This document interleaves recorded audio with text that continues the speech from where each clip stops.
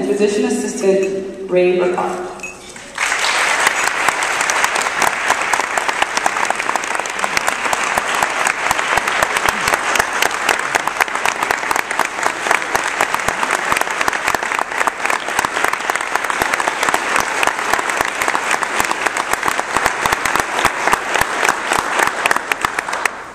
Thank you all.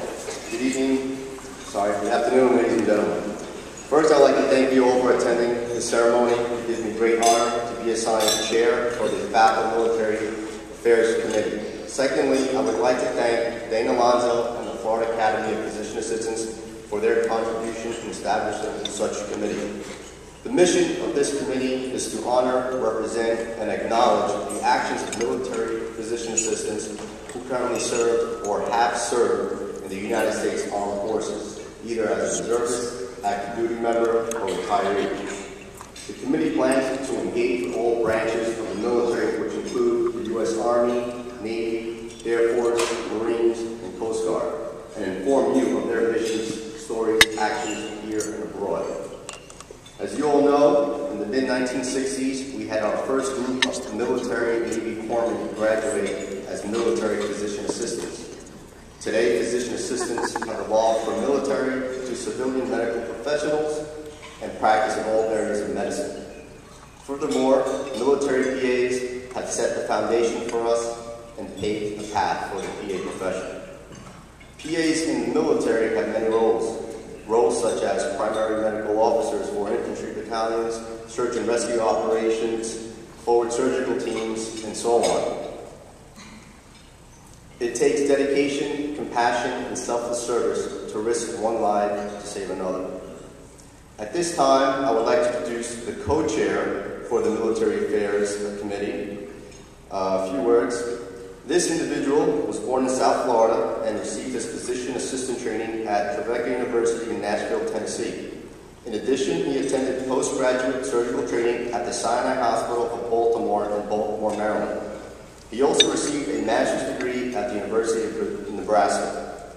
In 1983, he was commissioned as an officer in the United States Air Force Reserve. Since then, he has been practicing in primary care, emergency medicine, pediatrics, and now serves as a PA consultant at the Air Force Medical Operations Agency. Ladies and gentlemen, I present to you Colonel Tom Floyd of the U.S. Air Force.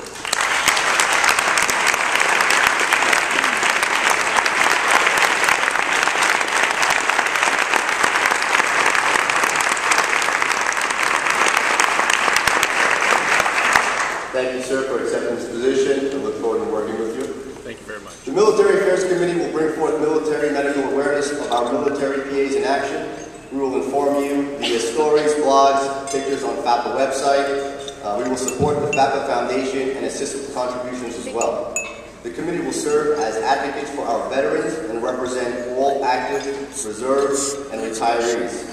Since we are in the primary phase of this organization, myself and the co-chair will engage in ideas and integrate with other military PAs to institute a well-organized committee.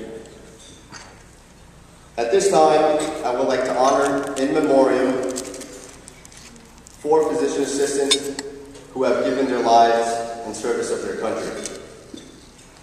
It's a military tradition that we set up a table here to my left, your right, 4 plates, glasses turned over, and we honor these gentlemen who, like us, are physician assistants. Like us, were some active, some reserve, that went to war recently in Iraq and Afghanistan and have given up their lives.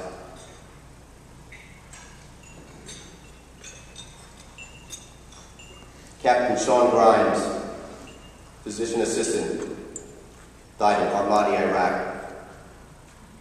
Captain Michael Cassidy, physician assistant, died in Mosul, Iraq. Captain Anthony Garcia, physician assistant, died in Tikrit, Iraq. Captain Corey Jenkins, physician assistant, died in southern Afghanistan. Please take a moment, honor these fallen men. My soldiers here to my left will be deploying with me to Afghanistan. They represent these individuals.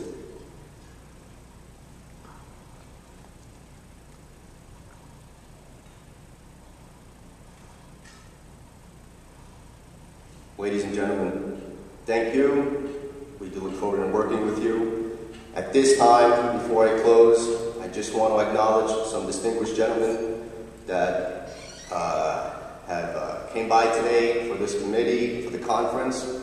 First, I want to introduce to you retired Lieutenant Colonel Dr. Gus Gonzalez, my medical director, Memorial for Education.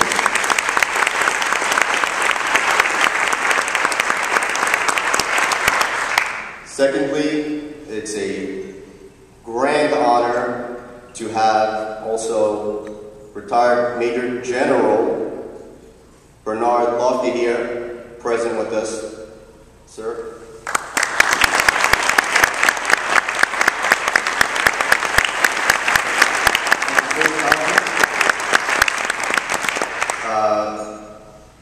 Major General would like to say a few words. Please do, sir. Congratulations on finishing that course. Airborne guys.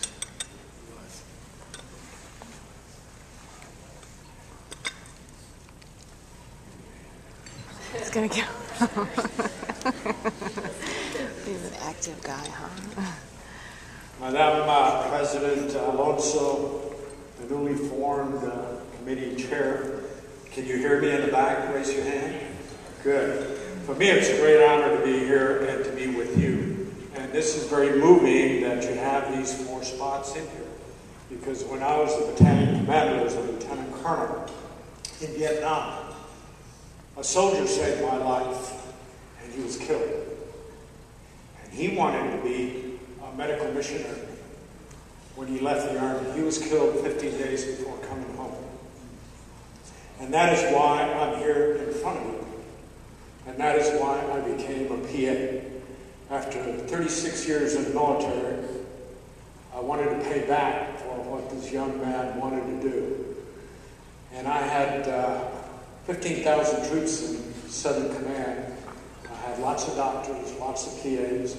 And for 4 years, I watched them do what they do. And I decided then and there, I'm going to be a PA.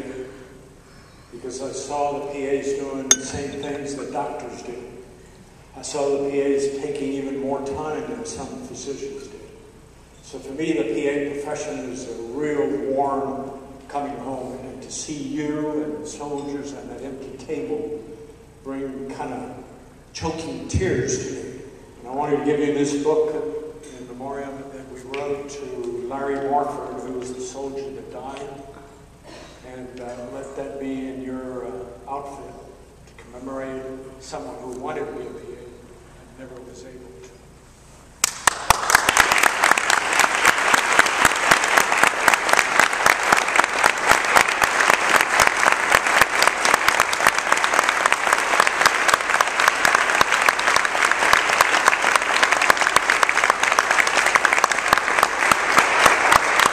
As you can see, I have the president to my left, and I have the lieutenant to my left. They're here for one purpose only.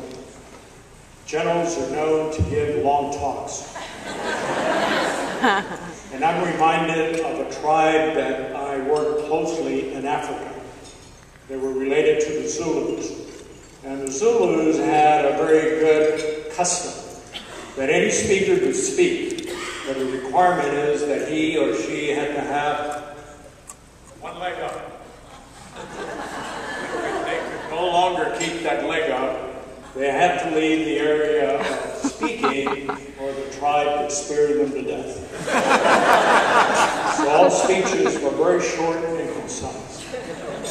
I want to give a little advertisement. It only takes 1 minute. Barry University and Terry Galapagos and Chris, would you stand up there? The head of St. Pete. Can the students from St. Pete stand up too?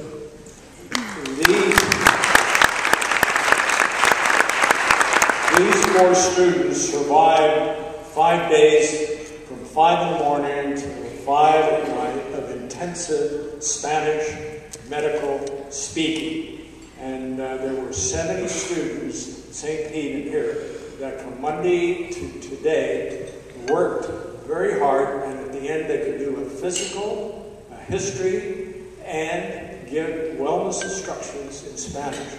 And about 40 of them spoke no Spanish whatsoever and never had it. So for those of you that live in South Florida and are interested in being able to do that, see Terry Galapagos, see Chris, and Dr. Corral, who is here. Carmen, will you stand up? And Dr. Corral is the President. Thank you for letting me speak. It's an honor to be with you, and for me to see the uniform makes me homesick.